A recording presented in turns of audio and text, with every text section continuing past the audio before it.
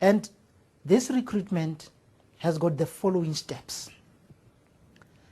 The first step of recruitment is to determine the exact needs of the enterprise. It is very important that before the business can start by recruiting, they know exactly what they need. The second step is to compile job description and job specification. We've just distinguished between the two. The business has got to compile those. That's the second step in the recruitment process. Thirdly, the business has got to determine the key performance areas of the job. What is it that is actually expected in that post, and for that post to perform and to assist the business, what are the key performance areas in that job? Fourthly, they've got to choose now the source of recruitment. You'll see as we proceed with the presentation, we are also going to be discussing the sources of recruitment. And then fifthly, the business has got to decide on the method of recruitment. Now you must also be careful between the two. There is source of recruitment and there is also method of recruitment. And then the sixth step is to implement the method. Now that they have decided on the method, now they must implement the method. Seventh to that, they must allow sufficient time for responses. Because now, remember we said recruitment is about inviting people to come and apply for posts that are vacant in the business. Now, during the recruitment processes, after implementing the method, they must now allow people to do what? To respond to that invitation. And then lastly, they must evaluate the recruitment process. A very important step in this process, because evaluation, it will also give the HR manager a clear indication as to whether the process was successful or was not successful. And if was not successful, it can be reviewed and revisited and then re-implemented again. Still on recruitment, a business should develop what is called a recruitment policy. This policy should state broad guidelines on how the business intends to deal with recruitment. This policy should recognize issues such as legal prescriptions regarding fairness and discrimination, clauses in collective agreements with trade unions, and budget constraints. And now, job advertisement. You know, because we're still on recruitment, the business will also now have to place an advert, designing an advert, inviting suitable candidates to apply. What is it that is expected in as far as an advert is concerned?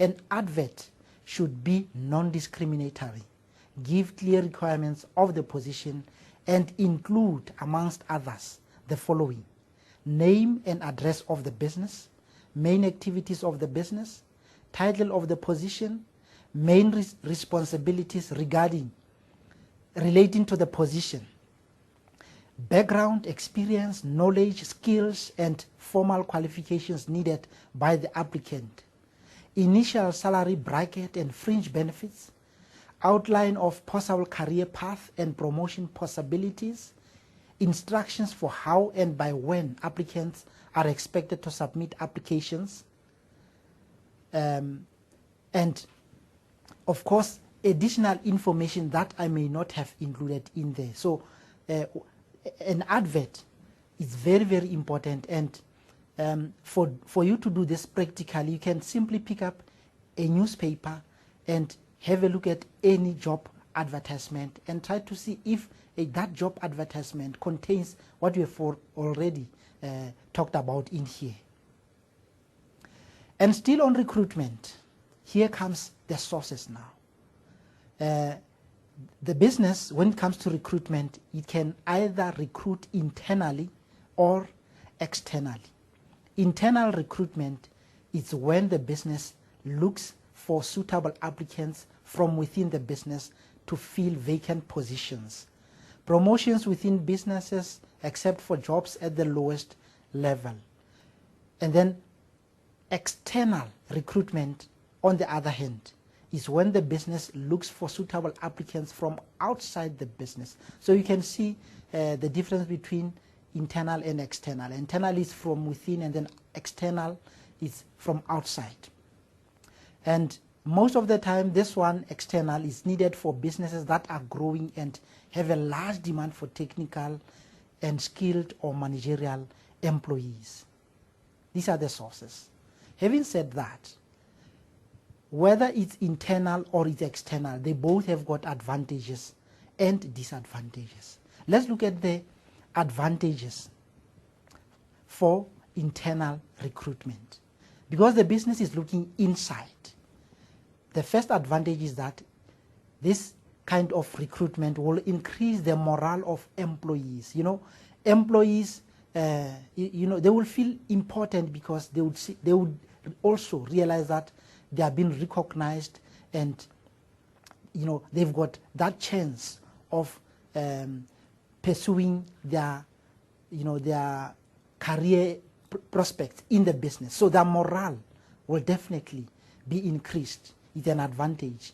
The knowledge of personal records is also another advantage, because if the business uses this internal recruitment, it knows people who are working in the business. So the records of personnel inside is at their disposal. So they would be knowing that if we take so and so from the business, we already know their potential, we already know what they can do for the business, and so on. And thirdly, chain effect of promotion. It links with the first one. The fact that it is done internally, it will also affect the employees positively, in a sense that they would know that they've got a chance to get promoted from the business. And then fourthly, this kind of recruitment, it is usually faster and less expensive because it is internal. Having said that, let's look at the disadvantages of internal recruitment.